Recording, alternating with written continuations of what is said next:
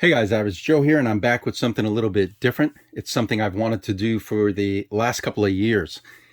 In the past, I would design my parts in 3D modeling software, and in that environment, you can run tests on the parts, a strength analysis, and so forth, and then create your parts and test them on actual equipment.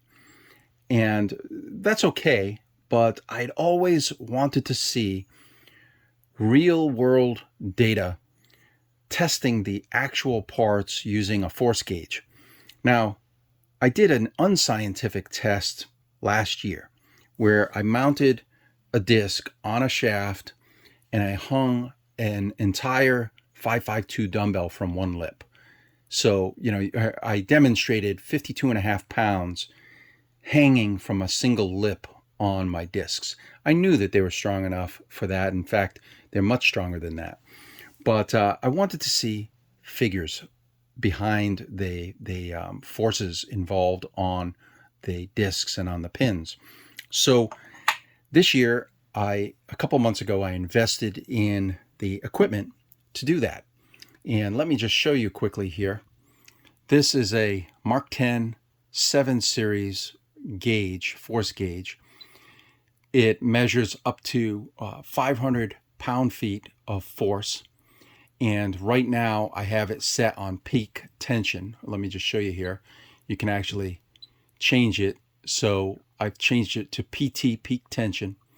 And that means that what's going to happen is as I apply forces using this Mark 7 stand, Mark 10 stand, as I apply forces with the lever, the load cell is going to detect the force applied, and then when the part breaks, when let's say the shaft of the pin breaks, it is going to record the peak, the maximum force that was reached right at the point of breakage.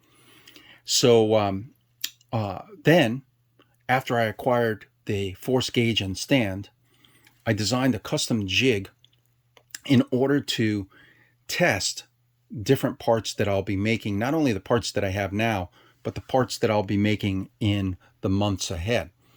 And each one of these parts has a dedicated jig to test that part, or a fixture to test that part.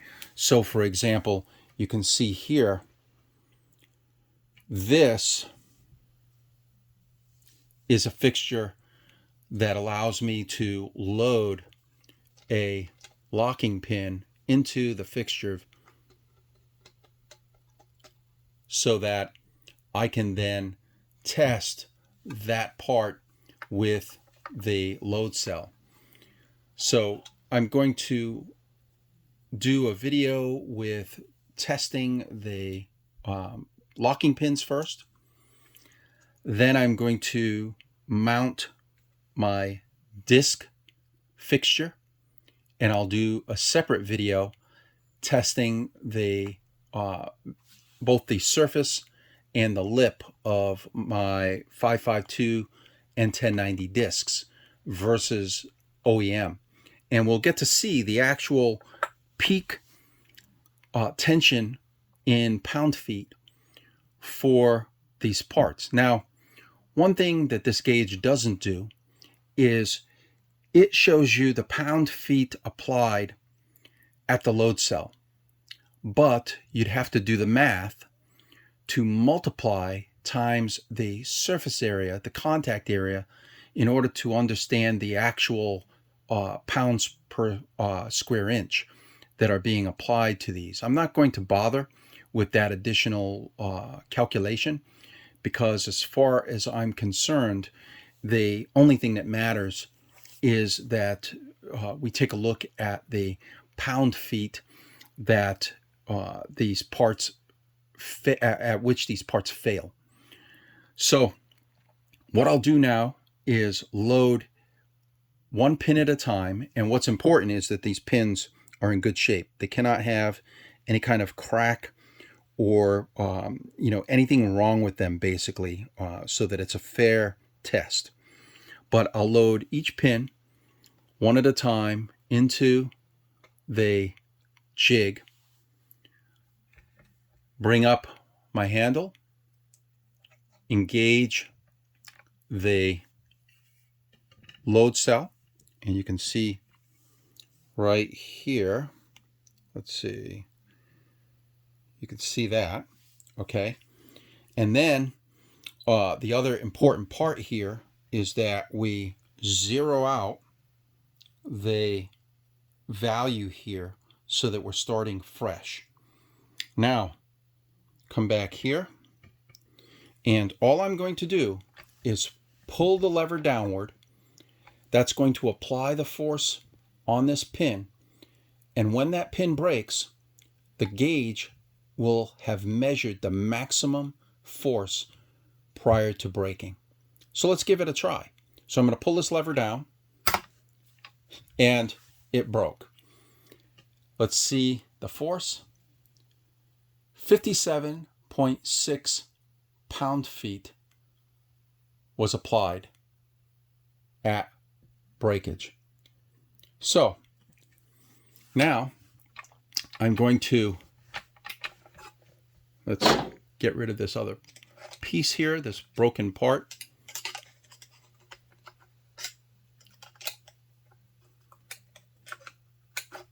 There we go. And get rid of the pin so you can actually see that the pin sheared off at 57.6. And we're going to take the next pin, this pin. It is one of my die-cast pins. And we're going to load that into the jig. Once again, we're going to bring the lever. We're going to bring the lever up, engage the pin, the load cell with the pin, like that. We're going to come up here, zero out the gauge. It's at 0.1. It's from the very light tension being put on right now at this head, but it's zeroed out. Okay, one sec here. And now, once again, we're going to pull this lever until breakage.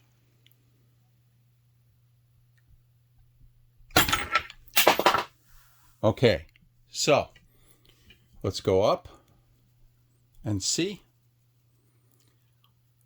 270 pound-feet of force. So more than, that's about what, 5 times the force of the previous pin. So now we are going to unload our cast pin. Now remember, 57.6 and 270.3. We're going to take the machined pin and load that.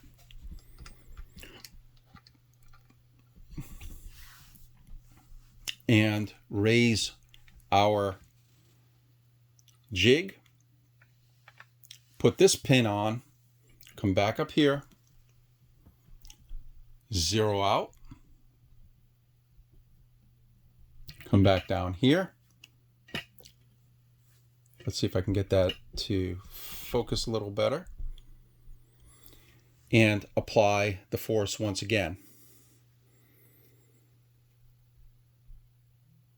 Wow. I need to push. One sec, guys. Gonna apply. There we go. So, let me focus that again. I finally got breakage. Let's see. 407 pound-feet before that pin broke. So it's pretty clear. I knew intuitively that this was going to be stronger. Whoop. Let me go grab that. I knew intuitively that it was going to be stronger than the other pins, but what we have, let's zoom out. And sorry about the focus issues. I'm just using a phone here to do the recording. But now we have our 3 broken pins, and this pin broke at 57.6 pound-feet. This pin broke at 270 pound-feet, and this pin broke at 407 pound-feet. Now, I could run this test repeatedly with this jig, and you're going to get figures that are relatively similar. They might be plus or minus 20, 30 pound-feet, depending on, you know, let's say they use a little bit different plastic, or if there's any pockets in the die-cast part or anything like that. But basically, the die-cast part is about 5 times the strength of the plastic part, and the machined part, the CNC part, is about over 7 times the strength of the plastic part. So yeah, pretty cool.